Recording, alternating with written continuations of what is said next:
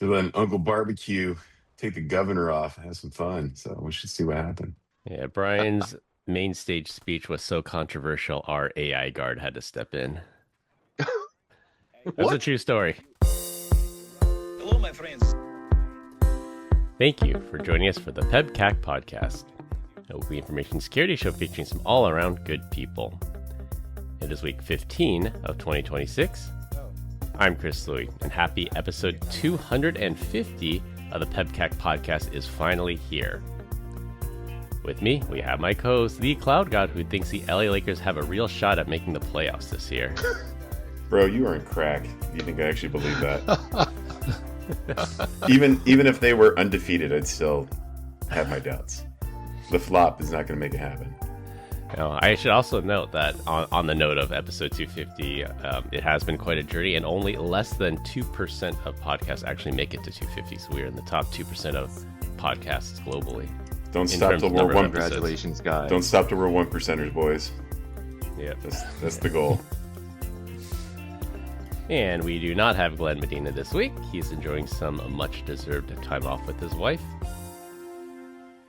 Hanging out at the beach. Our first guest this week is the returning Jason Seaman. Brian and I both tried the Petite Chef dining experience. We wanted Jason back on to have a chat about that. Welcome back, Jason. Thanks for having me, and glad to be. Is this the bicentennial? Is that 250 or is that 200? Sesquicentennial, I think it is. Oh, I think it's sesquicentennial. Okay, you've been doing some research on this. All right, very good. I only remember that because that's awesome. California had that on their license plate in what would have been 1849, so that would have been 1999. No, 1999 would have been 150. Okay. Talk about random information. Okay, it's not sesquicentennial. It gets worse before it gets better. I actually have a laptop sticker that says that it gets worse before it gets better. That's funny. Oh my god, I'm gonna have to Google pull this stuff. Oh my gosh. I should also note we have Jason on for his plethora of security knowledge, not just his culinary knowledge. So happy to have him on. Our second guest, we are honored to have David Ma joining us today. David is a CXO and advisor over at Elite Ops, and Brian and I both know him from his previous experience as the Zero Trust architect over at Charles Schwab. He's based out of the Washington, D.C., Baltimore area and has over 20 years of industry experience, particularly in regulated industries. We're so glad to have you on. Thank you so much for the invite, guys.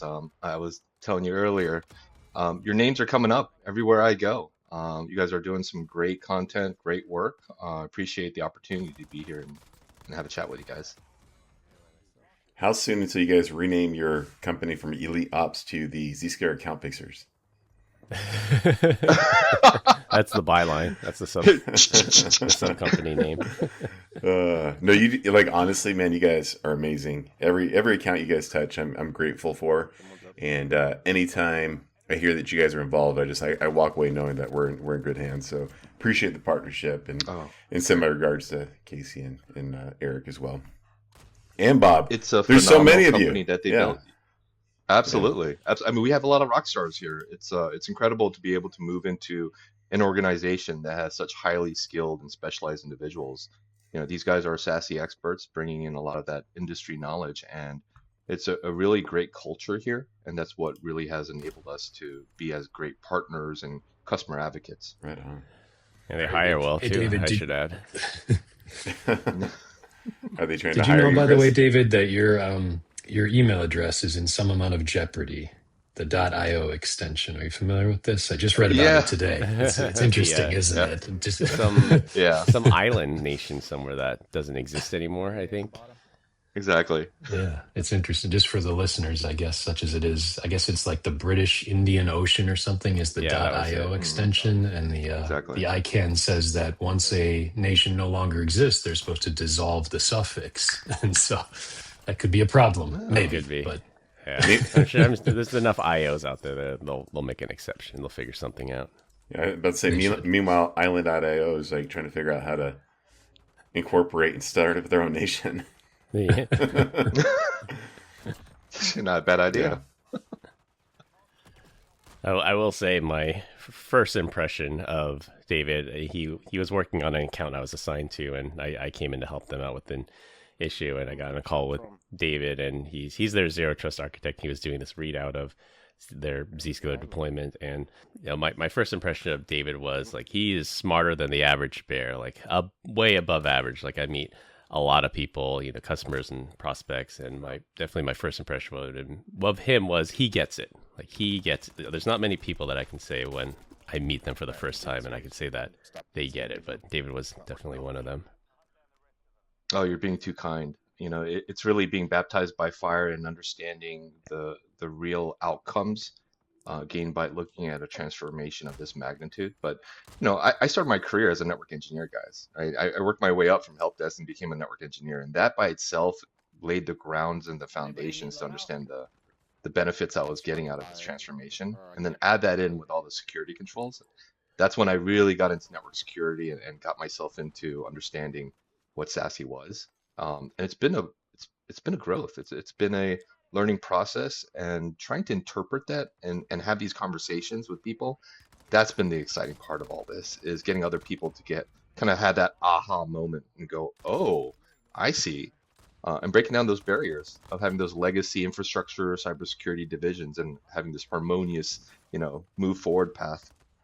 So I hate to one up you, but I was actually born in a trailer, and so my story is a little bit better than just starting off as a network person. So, and Jason's over here like, well, I was a POW, and then Chris, Lord knows, if we're going to embellish a little bit. But no, that's awesome, man. There you go. Yeah, working your way up from the bottom is never easy. I think we all started there at some point. That's true. But look at us now. That's the best way, isn't it? Look at us now. Yeah, I mean, I still get my my family friends asking me if I know how to fix their computers, which is, it's like a double-edged sword, but in reality, you got to really step back and go, oh yeah, I could help them, right? Even at this level, I could help you. Hey, and that's a great part about this. I hate to say it, but thank God for grandmas that would install all the AOL search bars and other pieces of malware. Like that's kind of where it started, and then we got deathly curious on everything else. All combined, we have decades of information security experience here, not just to educate, but to entertain. We've got 3 awesome stories for this week. Sit back, relax, and no one gets left behind. This week, we're going to talk about a huge D move by a security researcher, the David Ma Power Hour, then close with Le Petite Chef talk. For our first topic, a disgruntled security researcher going by the handle Chaotic Eclipse leaks the details for a 0-day vulnerability and proof of concept exploit code onto GitHub for Microsoft Windows after I'm not sure if this researcher is a male or female or maybe non-binary, but this research became disgruntled with MSRC's response to their vulnerability disclosure. It's unclear why exactly the research was disgruntled, but I can tell you that this person ruined a lot of sysadmins' Mondays when the exploit code dropped. And this echoes back in 2018 when Sandbox Escaper did a very similar 0-day drop. On Twitter, nonetheless. Ethical security researchers confirmed the Blue Hammer exploit. That's the name that they're calling this exploit. The Blue Hammer exploit works, saying that the flaw is a local privilege escalation, combines a time of check, time of use, and path confusion. Now, the researcher claims the exploit code may have some bugs and might not work on other operating systems like Windows Server without modification, but you definitely know that will not stop a motivated threat actor. So I'll direct my first question at David. So you get a notice that there's an unpatched 0-day in Windows and the exploit code is freely available. What's your thought process to get this mitigated? Well, obviously it's known, so it's no longer a prevention, but more of a containment blast radius reduction effort that needs to occur. So, I think at different levels, there's different ways to look at this. From a strategic level, I would look at more of a rapid response assessment to evaluate what type of controls we have in place that would enable us to mitigate and also provide visibility to the current environment. This would allow us to track immediately whether or not it's a Windows environment, so window log data through a SIM, and be able to observe the behavior of what's happening within my organization, but also then come up with some mitigating policies and capabilities. And that all comes with identifying what level of control we have today. So endpoint XDR, EDR capabilities, and looking at mitigation policies there as well. But if I was to take a step back to this, yeah, that's how I would respond to it. But if I was to look at this from a 10-foot view and look at it more strategically, it's really a conversation of, well, what other technologies and capabilities are out there that I should be looking at it at pre or preventative, if you will, capabilities. And that's really more of a zero trust model. So this is, again, looking at my organization and saying, hey, what in my organization can I look at modernizing and providing better visibility and better control in my organization? And that's really the strategic approach I would take to this is, okay, I know for a fact that we have these vulnerabilities and gaps within my network. I mean, if you look traditionally, infrastructure, you did segmentation via what? A firewall, VLAN, ACLs, VRFs, but that's it. And so you're kind of stuck into my conventional way of mitigating these things are either endpoint agents or these security boundaries in my organization. And so you take a step back from that and say, no, I need to go at the host level now. And that really is where you need to start introducing this conversation of how does zero trust align to my business requirements, my needs, and my ability to provide visibility and control. But yeah, that's essentially how I would address it. What do you tell a customer? This one's for Jason, I guess. New 0-day and Windows drops, exploit code drops. You have a customer you're working with that has a Windows-heavy environment. What do you tell them? Well, Windows logging. Do you have Defender running? Do you have an EDR? Again, it's all of a question of where is the source of the possible risk? How am I tracking that risk? How do I gain visibility so I can react quicker? And then a containment strategy, whether or not is looking at what controls I have in place today. Is there policies within Defender? Is there policies within, let's say, a traditional EDR that would allow me to provide both containment and preventative policies? All right, I think that's a fair and complete answer. What about you, Jason? How do you handle customers when things like this come up? What's your advice to them? I feel like you're going to see my network brain on display because, like, when you've been describing this whole thing, I've just been thinking, like, well, yeah, but how do you get to the server to do this exploit, right? Like, is it something that you have to do locally on the server? Is it something that is, if it has any listening socket, it's vulnerable to? So, like, my first thought on this is it's kind of basically the same thing that David was saying, is like, what are the compensating controls around this that might make it either more exploitable or less exploitable, depending on how this thing actually works out. So, and I think that dovetails into the whole zero trust discussion and like, what can people really do to knock on the front door? So that would be my mentality, is just figuring out, like, of the universe of Windows possibility within your environment, which ones do you think theoretically could have been exposed to, worst case, an arbitrary internet attacker? But then you should also think about, well, what about a insider or a compromised inside device that's trying to attack it as well?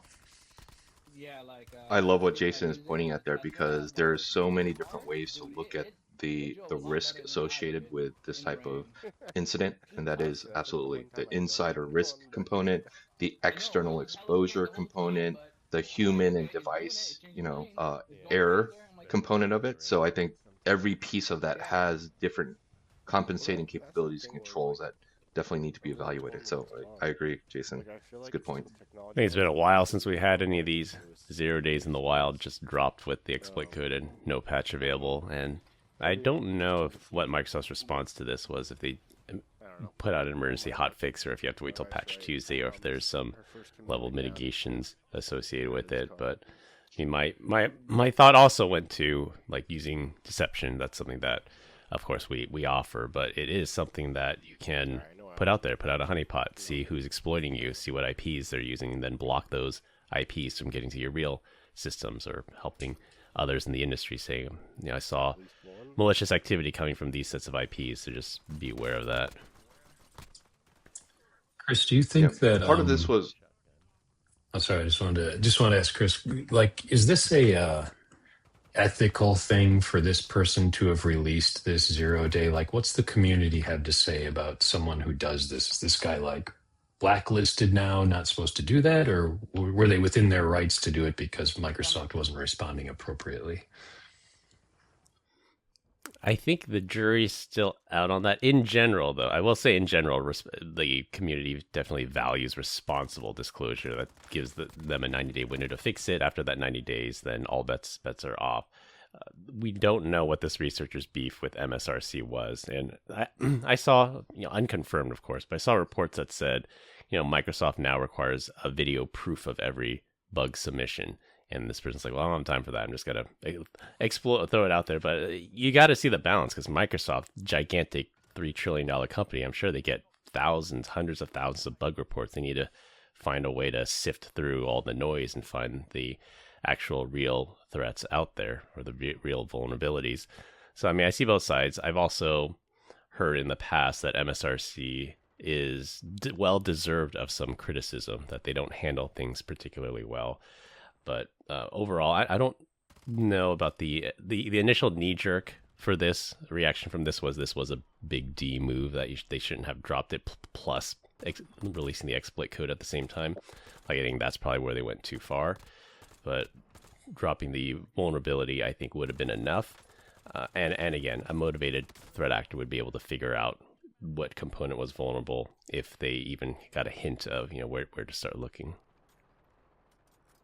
I don't think there's a right or a wrong answer to that, right? I think there's obviously improvements at both sides, whether or not that's the cultural acceptance of releasing this type of stuff to the public versus the response from these larger companies. But I would like to one day see these larger organizations give more capabilities to developer QAs and testers out there to be able to vet this stuff out and prove it out within maybe like a sandbox environment, right? So that they could provide that real life, example without having to do the submission of tickets. And that's something that I think a triage team or a risk team would be able to evaluate relatively quickly. But I would like to see companies invest a little bit more in leveraging the community out there, because that's where the best testing occurs. 100%. Bug crowd. The gaming industry does this, right? Yeah, the gaming industry does this all the time, right? They release out beta, alpha testers, and people get to go there and hammer through it. I think something like that as a living, life cycle of a product is something that I would think the industry would like to see. Apple is definitely embracing that. I think we're starting to see the scales tip on that. Apple embraced that maybe a couple of years ago. They said a very select few, like out of every security research in the world, there's like a few hundred that can apply for this special iPhone, and the special iPhone does not have the fuse broken of basically jailbroken. It gives researchers like root level access to the device to do like deep security research, because Apple's such a closed ecosystem. It's impossible. It's a literal black box. Like, you don't know, you put an input, you don't know how it gets the output. But then Apple says, okay, we get it. Like, if you guys don't find it, and you guys and gals, security research, if you people don't find it, then a motivated threat actor will, and that's going to be way worse. So they started opening up these special iPhones for like select security researchers, and that's where we're starting to see the scales tip a little bit. Can you imagine if you opened up this 0-day Windows, you're like, we have so many Windows servers, and the first thing is like NetBIOS must be exposed. You're like, and dodge this bullet, like something like that, something that dumb. But no, statistically, there's someone listening to this podcast right now. They're like laughing in Linux. They're like, yeah, this isn't my problem. And then I'm just looking at this. I'm like, Sandbox Escapers and Blue Hammer. It reminds me of I'm a sucker for like a good operation name in the military, Shock and Awe, or Epic Fury, or this one's kind of dark, but the Eternal Darkness, that would be a great. Eternal Darkness. Yeah, that would be a great name. If you're a black hat hacker, just you're literally turning off the lights.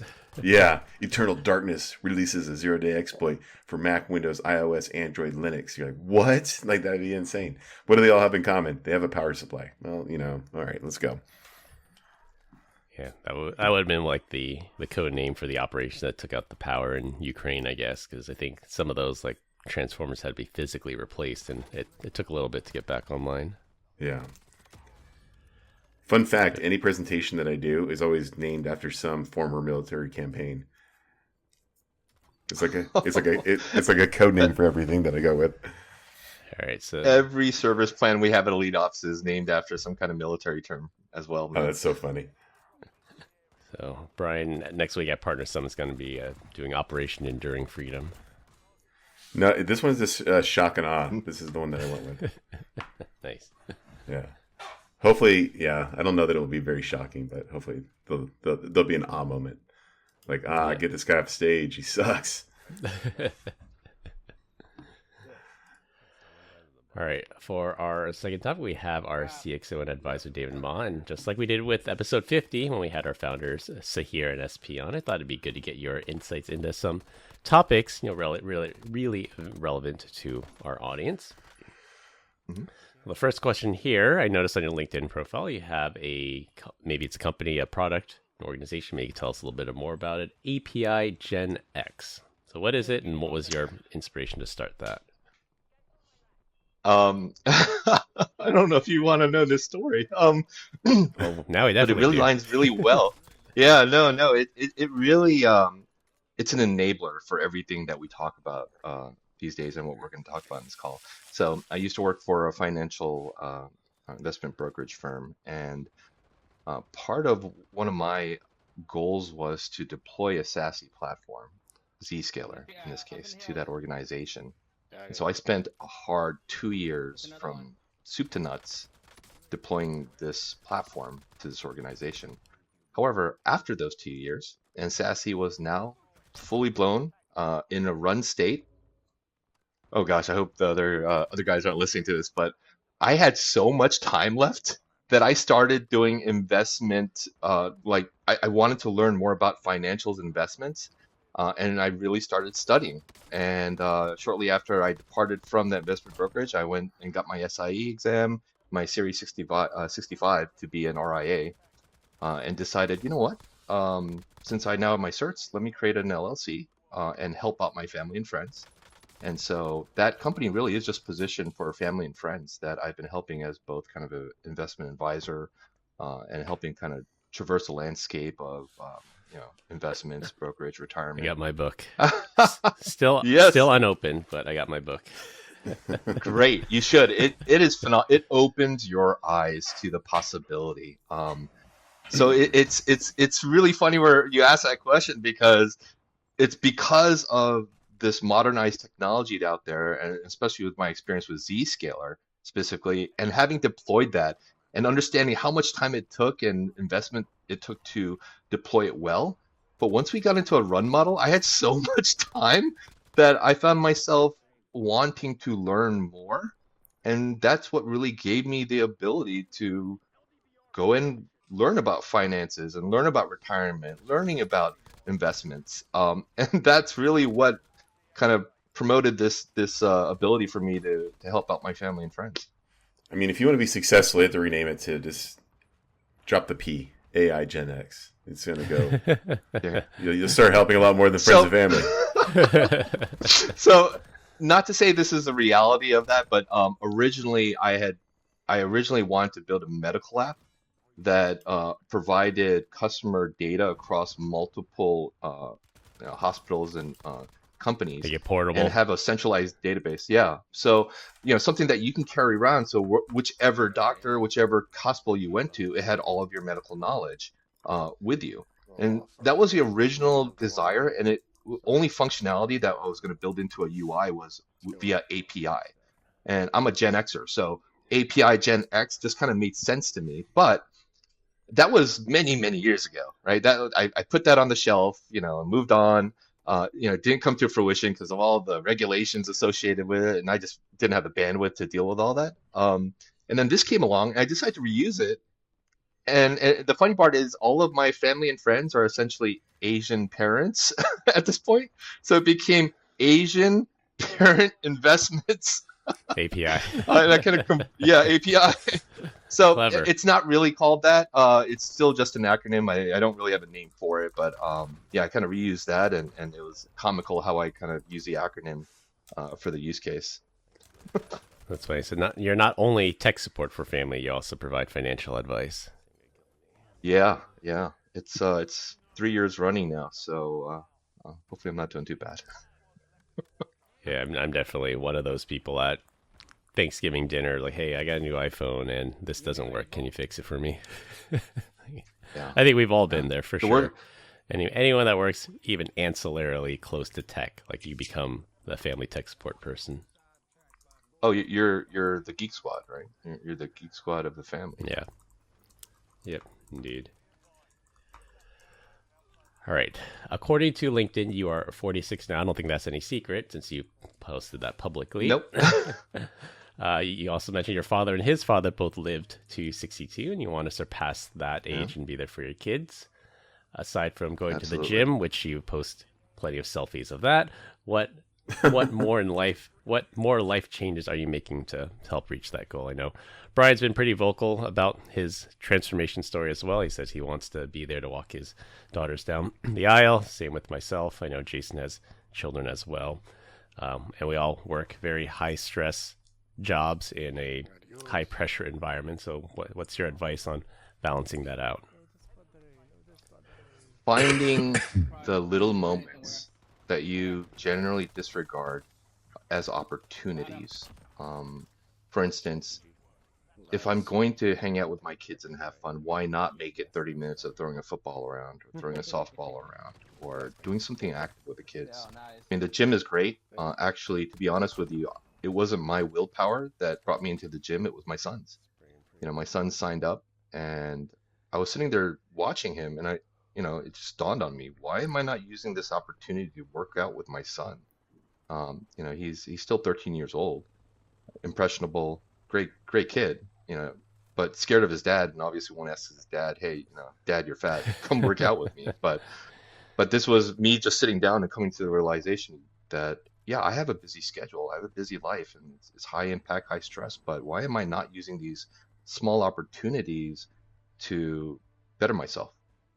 And that obviously is, I think, it doesn't need justification for that. I think that's just simply a great life, life balance, life, improvement that everyone should be doing. But the reality is, the history of my family, the males in my family, I can only go as far back up to my grandfather, but they all passed away at 62, all with some form of cancer. And so that really impacted me because my father passed away recently about I guess it's 7 years now, and that hit me hard enough that I was like, I want to be around, right? I want to be around for my kids. My parents had me when I was younger, and so I got to experience my adult age with my father. But with myself and my wife having kids at the age of 30, my kids are still in their teens. By the time I get to 62, they're barely scratching adulthood, and I don't want my kids to miss that. And so, yeah, I've got every reason to do it, but I would encourage everyone should be doing this. Find the little things that you find yourself just sitting around, dabbling on your phone where you're just waiting for somebody. Well, find an opportunity here, like wherever it may be, to do some extracurricular activities with your kids, move your body around, really builds a better relationship with your kids, builds a better relationship with everybody around you, and generally you just feel happier. It's tiring, but it makes you feel happier. I definitely think it's a life gets in the way situation. I'm definitely guilty of that. After a long work day, maybe going to the gym or kids extracurricular activity, it's like that's the last thing you want to do is get the glove and ball out. And it's like it's easier just to sit on the couch. But I think you're right. At some point, you got to say there's only so many years that in your life everyone has an expiration date, and you want to find a way to make the most of it. So I've got a question for Brian. Something that hit me like a freight train. Yeah. When I was younger, I had years where I worked out heavy and then years I didn't. And for as far back as I can think, I'd work it out and then you'd have that 24-hour soreness and then you get hit by the 48 and then you're done. Mm-hmm. And then at that point you're ready to go. That's not happening anymore. It's like if I get sore, I am sore perpetually until the next workout, regardless when that is. The recovery is so much slower. It hit me like a freight train. Yeah. So let's put the cards on the table. So, I'm a big dude. I've always been a big dude. I don't necessarily want to be like a big guy. But I would say, I forget exactly when it was, but I started doing testosterone replacement therapy. So I'll just throw it out there. And there's a lot of benefits to it, but one of the biggest benefits is you can go today, go max out on whatever thing you want. You're going to be sore, but you're going to wake up fully recovered tomorrow, right? Like it's insane. And I don't necessarily want to always lift like that, but it's almost like you're chasing that high. Like you're just like, I want to feel something when I'm doing whatever exercise. So you keep going heavier and heavier and heavier, which isn't always a great thing. I do try to focus a little bit more on higher reps, less weight, more reps. But I do find myself like the ego thing where I look over and I see that 25-year-old dude throwing around some weight. I'm like, all right, listen here, B word, daddy's home, right? And so I want to do that. Yeah. Do your own research and all that good stuff. There's some studies that were way back in the 50s on like some of the negative effects of it, but it was like done where it was just like the pool of people being tested were 3, and one guy dropped out, the other one was chemically castrated and something else. Like it's kind of crazy, and it's just like no, like if you do TRT, like then you will get cancer. Like it's I think it's a little bit of a false narrative there. But even with that said, I get my blood work done quarterly, so I go in every 3 months, do that, look for different things, and you'll find if for anyone doing this in year 1, you will put on an incredible amount of muscle if you want. Like if you actually go out there, then it kind of does plateau, but then the benefit around it is you become kind of addicted to the gym. It's good to be in there and lifting and all that good stuff. You're not having to take a cat nap 2 or 3 times a day anymore, right? Like you just sleep, you know what I mean? Like you sleep better. More energy. Yeah, more energy. And then the mental fog kind of goes away as well. So like all those things are definitely there. But the downside of this, and I'm not an expert at all, right? I just watch YouTube videos and try to educate myself and talk to the doctor. Is that you don't want to get to the point where your blood starts to thicken, right? And that's when you start to get all these different kinds of problems. So the idea there is like where I started with testosterone is like it's at 25% of where I started, I don't know, 3 or 5 years ago, however long it's been, probably 5. Winning slower. Yeah, and so you start to taper off just because like you want to, like, you have testosterone levels, and I think that I forget what the safe number is.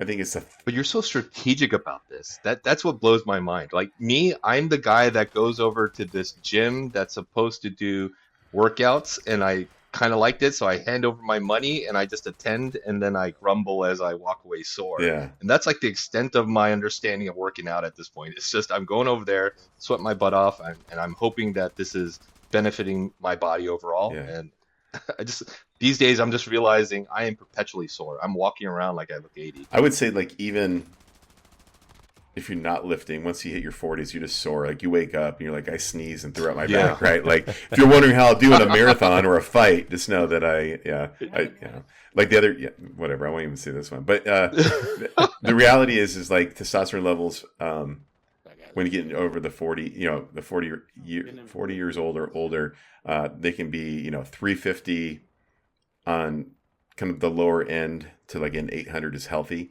Or considered high test. And so then according to doctors, you don't want to go over 1,000, right? And so I try to keep mine right around the 750 to 800 mark. So I'm definitely on the higher end, but like, something that's manageable. I mentally and mentally and psychologically, I'm always a high strung type individual. I'm always looking for the next big thing to work on. I'm always pushing myself. Yeah. And so mentally, I think I'm there already, but it's the physical is just not catching up, right? It's like I'm dragging my physical state. My mental's ready to go 100 miles per hour. My body is just dragging at 20 miles per hour. So I think a part of the issue that I still have now is I love doing the workout. I love the experience, but something's got to catch up because my body isn't recovering fast enough, and I'm just perpetually in pain. Yeah. So number one, I'm sure there's, for the people that have seen me, they're like, I knew it. Like they're just saying it right now. I'm like, whatever. And I will also tell you that without it, I think I would probably be built like a bag of mashed potatoes. So Let's be real. Like it is definitely a cheat code to life. And there's probably some stuff that other auxiliary benefits that are probably not worth talking about on the podcast that come along with it as well. So I have the same question for Jason. How do you balance a demanding career in tech and security with family and personal health?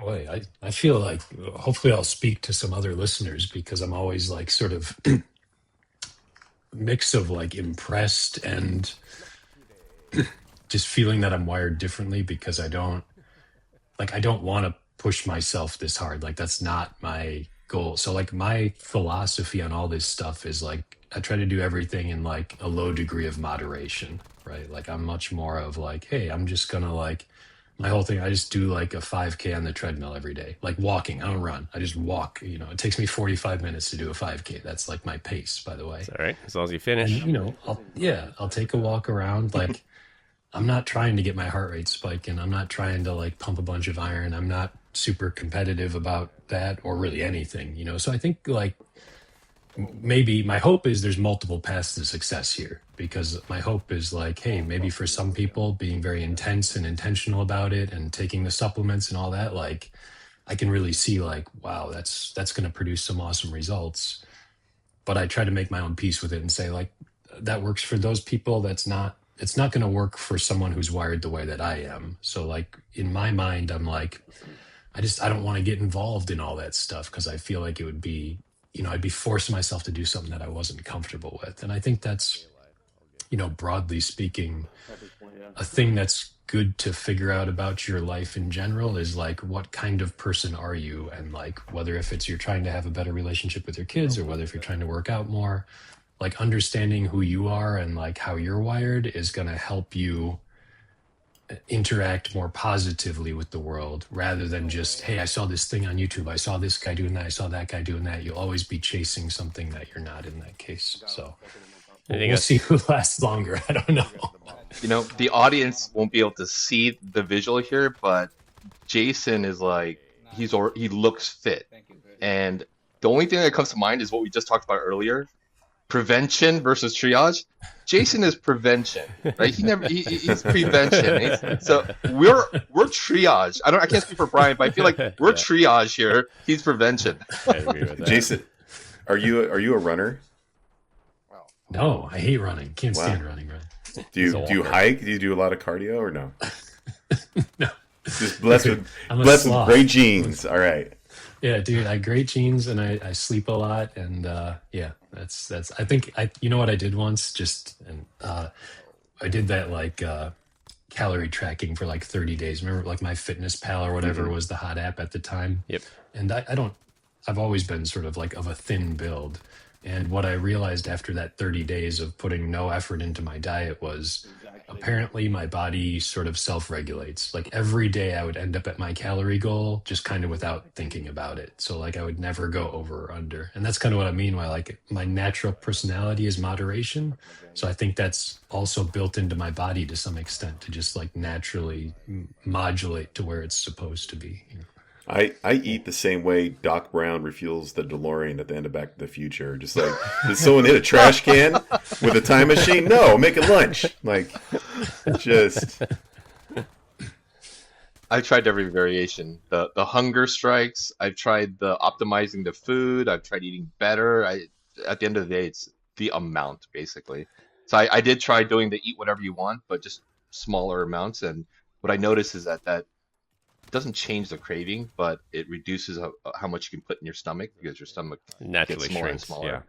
Yeah. So that's the only thing that I've actually been able to stand, behind, because everything else, it didn't matter what I was eating. It was just really the quantity that was impacting how big my face and my gut would get. I mean, it's just science. At the end of the day, you can't beat science. Like, it's calories in, calories out. And, you could make the argument that if I do more crunches, I'll burn belly fat, or if I do more weightlifting, I'll burn my underarm fat or something. But, at the end of the day, it's calories in, calories out. Because I know people at the gym, they go consistently 3 days a week, 4 days a week for an hour a day, and they're not losing weight. And it's like you got to burn the candle from both ends if that's what your goal is. I promise you I have a six-pack underneath this. It's there somewhere, I promise. You got to find it. Yeah, I got to find it. All right, I think we can wrap up on this last question for David, then we'll move on to our final topic.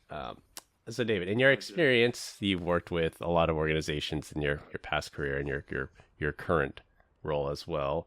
What do many organizations overlook in key critical areas in a SASE journey? We do call it a journey because it's not a destination. It is a journey. That often leads to gaps in performance, security posture, user experience. What is most commonly overlooked? It's not the tech guys. It's the culture and the vision. What I see a lot of companies lack when we get into these engagements is really the mantra, the mandate from leadership, right? Trickling down into the organization. Because one of the key things that people will realize is you can't look at these modernized technologies and think that you can put them in their original silos, where we originally had information security, cybersecurity, network security, networks, identity. We're starting to see this culmination or evolution where each of these areas are starting to become highly reliant, right, of each other and are the building blocks to this journey. And so people need to really look at when you're ready to modernize, when you're really ready to transition to SASE, and particularly Zscaler, because I support Zscaler because you guys are you guys are providing some of the best capabilities out there with that user experience wrapped around it. Is that companies just assume that they can take this technology and put it in these silos and go forth and do the work. And although that still works, there's so many hurdles and roadblocks that I feel as though could have been mitigated if it was top down and that strategy is prioritized and people understand the magnitude of what they're about to do. You're about to transform the user experience. And what is that user experience? Well, that's everything that user has access to, everything that you provide as an organization. It's all encompassing. And so I would implore those that are ready to have this conversation, or maybe in this journey, to take another step back and ensure that you have the right vision. You understand the implications, the touch points, and every piece is critical. It's not, one piece is more important than the other. All of it is critical. And so if people can get into this with that mindset and understand this needs to be a collaborative, effort where it's a new melding of the security folks and the network folks and building a bridge against that and bringing everybody up along with it, right? So you're not leaving people behind. I feel as that by itself, that one thing by itself would help a lot of the roadblocks and pushbacks and difficulties that we see out there in the market. I think your bridges, not silos. I think your commercial on when you came towards the tail end, you're running the operational side. You had all this free time. Yeah, is the best part. Like, I think people find that hard to believe, and I think often they forget how much time they spend just keeping the lights on, and you're just kind of offloading that to somebody else entirely. Yeah, I'm that example. I mean, afterwards I had so much time, and that's not a fault of anyone's. It was I had so much work that we had to get done in those 2 years, and then when we got into operationalization, like there's so many possibilities and doors that opened up to optimization and automation, and that's really the crux of that end goal.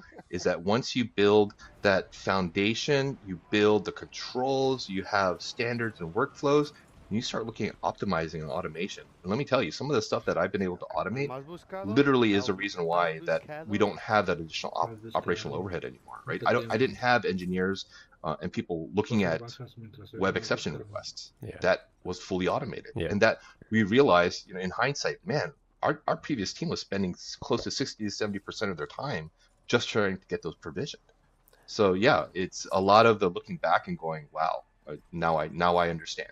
I think it's like holistically looking. Does a human really have to be in the loop on this? So, certain things, absolutely. Certain things, no. We can automate that.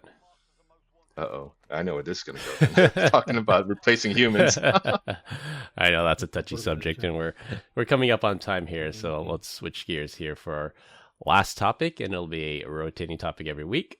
This week we're going to talk about Le Petite Chef. In case you missed our last episode that we had Jason on, he told us about this dining experience called Le Petite Chef, where it's more of like a dinner and a show. They actually project like a show onto your table and your plate in a little tiny chef runs around making your food, and it's paired with a unique dining experience. Like the little chef will run around and make you a salad, and then they'll come out and they'll physically bring you a salad. Jason enjoyed it when he told us about it, and Brian and I both got to experience it separately. So I'll start with Brian. What were your thoughts about it? I'm glad that you qualified it separately, because then, like, I was going to call you. I was like, great. We went on a mandate. Yeah. Great time. 0 out of 5 you didn't put out. No. I honestly thought it was like they were over the top with the French accent, and I may have had way too much to drink. And at that point in time, I found out that I could speak broken French when I was leaving there. Oui. Yeah, as Le Petit Chef says, like, use the toilet, not the pisser. Like I don't have it. I'm not drunk right now. I can't do it. But I remember having just a great time. I would say I ate literally everything that they brought out to me, including like squid. That I was like, man, you killed the babies and put them on my plate, but they're in my gut now. I would normally not do that at all. I ate everything. It was delicious. The drinks were choke. That's death coming in. I welcome it. I don't know if you guys can hear me coughing or not. Anyways, the alcoholic drinks were good, and I was surprised to see that some people brought kids. I'm like, oh, this would be terrible, but then they roll out like chicken fingers and hamburgers and French fries for the little ones. So yeah, it was a good time, man. Oh, that's interesting. So the one I went to was in Santa Clara. It was at a hotel restaurant. They just booked the back room, and same. Our kids menu was chicken parmesan, so it wasn't like chicken fingers and hamburgers. So maybe maybe the menu varies from location to location. Dude, the real move that I learned from a young lady with her mom was to order the regular and the vegetarian. That way you could have a little bit of both, because the vegetarian plates had like risotto and other different things that you didn't have on the main course. So if I ever do it again, I'll book one regular and one Victor style. So what'd you think? Yeah, I thought the show I think was a little shorter than I expected. I actually didn't really know what to expect going into it, other than it'd be a dinner and a show. And for David's benefit and the audience's benefit, it's maybe like a 2 to 3 minute show beforehand, and they project whatever you're about to eat. They project it on a plate. So there's this one seafood dish, and it shows the little chef in a submarine, and I think he like used some dynamite to go fishing, and he used this fishing rod, and he pulls like pieces of fish and pieces of squid onto the plate, and then they come out and then they give you the actual. It was a cioppino, I think, and then I thought it was enjoyable. The kids had a blast doing it. Food was good. I would say I would say it was great. It wasn't exceptional, but I would say it was great. I would consider it great, and I think for the price to value, the actual cost I think was okay. I think it was worthwhile to pay that, but then I think for this particular hotel, they added a bunch of fees on top of it, which were kind of not expected. Some were disclosed, some I think were not disclosed, which is against the law here in California, but I wasn't about to raise a scene in front of my family. But overall, I definitely give it a try. I don't know if I'd go back, since we got to experience it once, but I would recommend people at least check it out. I thought it was enjoyable. It was definitely one of the more expensive meals I've ever had. Like, because it was fixed. It was like, we'll just say it was like $200 a plate, right? And then we start throwing in the adult beverages, at $25 a pop. Yeah, it became a very expensive meal. But again, I had a great time. So yeah, it's an experience. So, I mean, in reality, this. Oh, go ahead, Jason.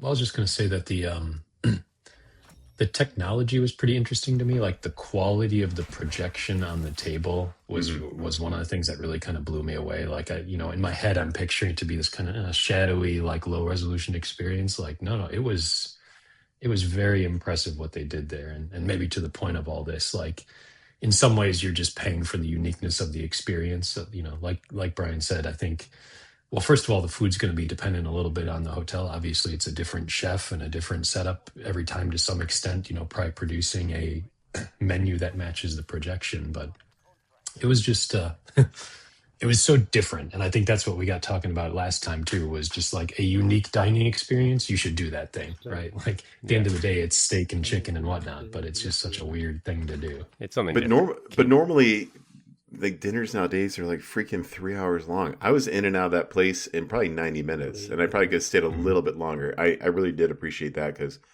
everything was plated. And again, like it's not a whole restaurant. It's a back room in a hotel. So I think it sat 20 people total. So it was pretty wild. Yeah.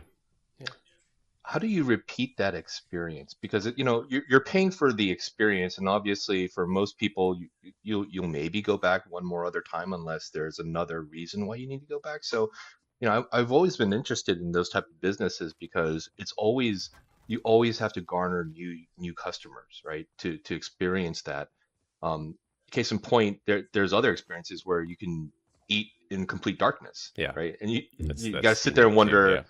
That's unique, but would I ever want to go and do that again? Right, right. I think there's some level of, maybe not guerrilla marketing, but definitely word of mouth marketing. Like Jason just told us about it. They got 2 new customers out of it. We told David's going to go look it up now, and maybe he's going to go. Yep. And same with my wife. When I told my wife about it, I'm like, oh, I found out about this amazing thing that Jason told me about. And she's like, oh yeah, I've seen it posted tons of times online. Like I never thought to check it out, but let's do it. So I think it's part of maybe not viral marketing, word of mouth marketing. I would say more so than getting that repeat business. I would definitely go back. I'd like to see with friends. To be honest with you. Yeah, let's share a different audience. Yeah, share a shared experience with. I'd like to see how they reinvent themselves, though, right? Because I can't imagine that this theme would go too long. Because at some point you're going to saturate the market. The question is, how does a company like this reinvent themselves, right, to make something fresh or something new? And maybe they have like seasons, like maybe it changes, the projection in the video changes every so often. But That'd be nice. Yeah, Brian and I definitely got the same one because we went in a relatively short amount of time difference there. All right, well, we continue to get great comments about our dad joke of the week. Dad joke of the week. This week, our guests David and Jason are up. Well, let's go. As David is our new guest, you get to go first. Dad joke. So I asked my computer who its favorite singer was, and it said Adele. Adele. Adele.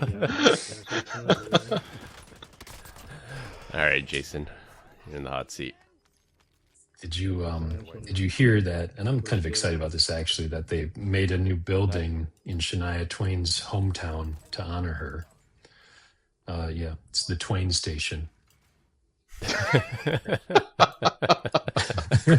Twain Station. I just gotta say, I'm hunting rabbits. Whenever, wherever. Jason, speech impediments are not a joke. How dare you? It is 2026. We don't do ableism here. Damn.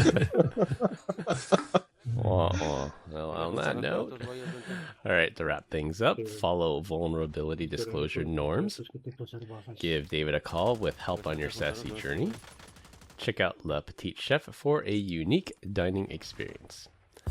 That's all I have for this week. We hope you enjoyed this week's episode. Find us on LinkedIn. Links will be in the description. Follow us on Instagram at PEBCAK Podcast. Thank our listeners and subscribers. Rate us 5 stars in the iTunes Store and Spotify. And left us a review.